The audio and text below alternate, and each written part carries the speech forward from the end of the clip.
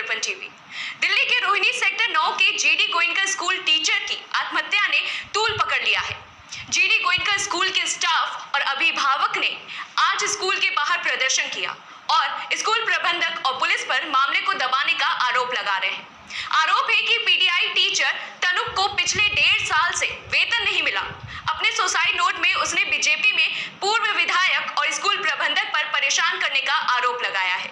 देखिए हमारे संवाददाता पुनीत गुप्ता की ये रिपोर्ट।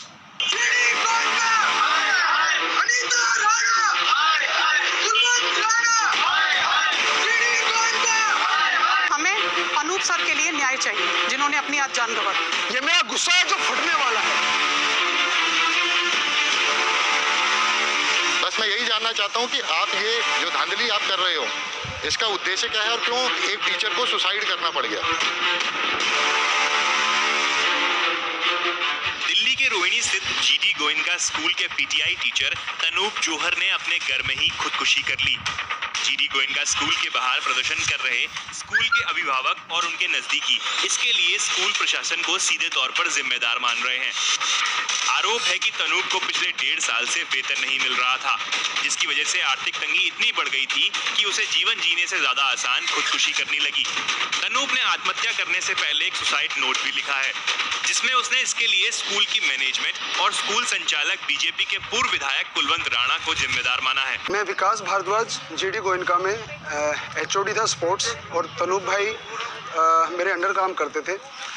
लास्ट जो फर्स्ट लॉकडाउन लगा था मार्च 22 से, तब से लेके अगले 4-5 महीने तक सैलरी नहीं मिली थी, जबकि दूसरे टीचर्स को कट करके सैलरी दे दी गई थी, लेकिन उसके बाद स्पोर्ट्स डिपार्टमेंट को किसी को भी सैलरी नहीं दी गई थी।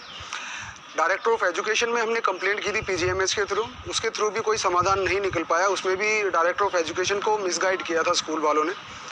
जब वहाँ पे समाधान नहीं निकला तो अक्टूबर 2020 में तनूप भाई ने, मैंने और पुष्कर नेगी भाई है, हम तीनों ने कंप्लेंट की, केस रजिस्टर्ड किया दिल्ली स्कूल ट्रिब्यूनल में, और अभी तक उसकी हियरिंग चल रही थी। पिछले 2 महीने से हियरिंग नहीं चल रही थी।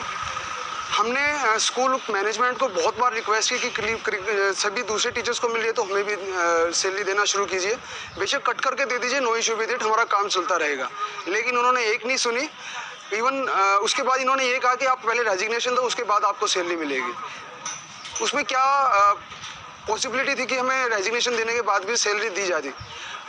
अभी तनूप भाई बहुत ज़्यादा आर्थिक तंगी से गुजर रहे थे, और 3 दिन पहले 22 तारीख को उन्होंने सुसाइड कमिट किया। अब हम ये चाहते हैं कि सुसाइड नोट में बाई नेम कुलवंत राणा, अनीता राणा और उनके लड़के का नाम लिखा हुआ है। तीनों के नाम लिखा होने के बाद भी अभी तक पुलिस वालों ने कंप्लेंट तक नहीं की है। मैं चेतावनी देना चाहता हूं, कल शाम 6 बजे तक हम पुलिस थाने में, मंगोलपुरी थाने में बैठे रहे हैं। एसएचओ श्री मुकेश कुमार जी के कहने के बाद जो आईओ है, जो इस केस को हैंडल कर रहा है, उसने कंप्लेंट तक नहीं ली हमारे हाथ से।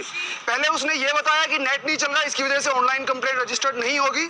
उसने कहा कि बाई हैंड मैं नहीं लूंगा, बाहर जो बॉक्स रखा है उसके अंदर कंप्लेंट दे दीजिए, शाम तक आपके पास एसएमएस के थ्रू आपकी एक्नॉलेजमेंट नंबर आ जाएगा। अभी तक मैं इंतजार कर रहा हूँ कि एक्नॉलेजमेंट नंबर मेरे पास आ जाए, लेकिन अभी तक नहीं आया है। और एफआईआर होती क्या है? एफआईआर होती है कोई भी प्रॉब्लम हो तो उसकी रिपोर्ट लिखी जाए।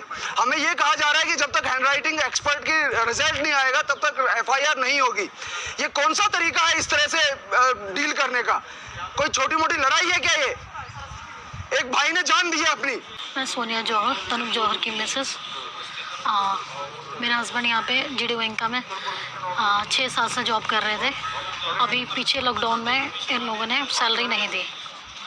फरवरी से इनको सैलरी नहीं दी 2020 से, और उन्होंने फिर स्कूल में आके बात भी करी तो ऑफिस वालों ने बोला हम करेंगे। फिर बाद में बोल दिया अभी हम नहीं दे सकते आप लोगों को, कि फीसें नहीं आ रही है, ये प्रॉब्लम है, वो आप अभी लीव पे रह जाओ। लीव देने के बाद बोलते हैं कि आप रिज़ाइन दे दीजिए, फिर हम आपको सैलरी देंगे। तो इन्होंने रिज़ाइन नहीं दिया। उसके अलावा इन्होंने कोर्ट में केस डाला। उसके बाद कोर्ट में केस डालने के बाद वो 6 हियरिंग हो चुकी है, पर अब तक कुछ नहीं हुआ। अब लास्ट में मेरे हस्बैंड ने हार के सुसाइड करा है। मैं ये चाहती हूँ कि मेरे हस्बैंड को पूरा न्याय मिले।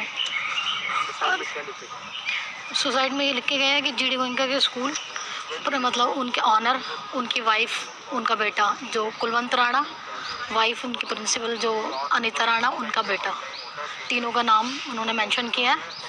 और कल रात को हम लोग रात तक हम लोग थाने में थे, जिसमें एफआईआर भी नहीं हुई अभी तक हमारी। अभिभावकों का कहना है कि तनूब एक बहुत ही बेहतरीन इंसान थे। वह 6 साल से जीडी गोयनका स्कूल में काम कर रहे थे। उन्होंने स्कूल पर मनमानी का भी आरोप लगाया है। अभिभावकों का कहना है कि स्कूल ने कभी फीस कम नहीं की। उन्हें समझ नहीं आ रहा कि जब स्वाभाविक फीस दी जा रही थी तो टीचर को स्कूल वेतन क्यों नहीं दे पा रहा था। अभिभावकों और उनके परिजनों का आरोप है कि पुलिस सुसाइड नोट के बाद भी मामला दर्ज करने में आनाकानी कर रही है। 5 साल से इस स्कूल में कार्यरत हैं। हम बहुत अच्छे से जानते हैं, एक डेडिकेटेड टीचर थे वो, और सारे ही बच्चों के बहुत ही प्रिय शिक्षक हुआ करते थे। आज उन्होंने खुदकुशी कर ली आर्थिक तंगी की वजह से, कि उनको पिछले करीब 14-15 महीने से उनको सैलरी नहीं दी जा रही है। आप सोच के देखिए, जब एक टीचर खुदकुशी पर आ जाए और बच्चों को प्रेशराइज करके, अभिभावकों को प्रेशराइज करके आप पूरी फीस ले रहे हैं। सिर्फ इतना ही नहीं, इस स्कूल में कमर्शियल एक्टिविटीज़ चल रही हैं। आपको जीडी गोयनका सेक्टर 9 के पेरेंट्स बाहर जाके बुक्स नहीं ले सकते। जीडी गोयनका सेक्टर 9 के पेरेंट्स बाहर जाके अपने बच्चों के जूते नहीं ले सकते। आपको यहीं से मैंडेटरी है, और बुक्स जो मात्र 2 से 3 हज़ार रुपये में मार्केट में अवेलेबल होती है सीबीएसई की, आपको यहाँ स्कूल से 15 से 16 हज़ार रुपये में मिलती है, जो कि आपको यहाँ से खरीदना बहुत ज़रूरी है। अगर आप उसके खिलाफ आवाज़ उठाते हैं तो स्कूल प्रशासन आपके खिलाफ आवाज़ उठाएगा। आप खुद देखिए, यहाँ पर एक टीचर ने खुदकुशी कर ली, स्कूल कुछ नहीं कर रहा। उसके बावजूद भी बच्चों को प्रेशराइज किया जा रहा है, अभिभावकों को प्रेशराइज किया जा रहा है कि आप पूरी फीस दें। बहुत सारी कमर्शियल एक्टिविटीज़ अगर आप चेक करोगे तो स्कूल में हो रही हैं, जो कि बिल्कुल भी गैर कानूनी है। कानून के तहत आप ये कमर्शियल एक्टिविटी स्कूल में नहीं कर सकते। कोई फीस माफ़ नहीं करी, पूरी की पूरी 100% फीस ली है। 100% फीस मतलब जो पोर्टल में एक लिस्ट आती है in the year of the beginning, वो सारी की सारी फीस स्कूल ने ली है, पूरी फीस। टीचर्स को अगर आप चेक करें तो यहाँ पे बहुत सारे टीचर्स हैं, आप बात कर सकते हैं। टीचर्स को वैसे भी ये लोग पूरी फीस, पूरी सैलरी नहीं देते हैं, ये उनको चेक देते हैं और सारी सैलरी उनको कैश के नाम पे उनसे विड्रॉ कर लेते हैं।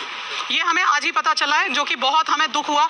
हम ये सोच के डाल रहे थे कि जीडी गोयनका है ये, ठीक है, जीडी गोयनका एक नामी गिरामी नाम है, पर यहाँ पर फ्रेंचाइजी के नाम पर ऐसा होता है। यहाँ पर टीचर्स को 20-21 हज़ार रुपये मात्र तनख्वाह दी जाती है, और साइन कराए जाते हैं पूरी तनख्वाह पे 30,000-35 हज़ार रुपये पे, और कैश वापस ले लिया जाता है। आप टीचर से पूछिए, यहाँ पर टीचर्स हैं जिनके साथ ऐसा हुआ है।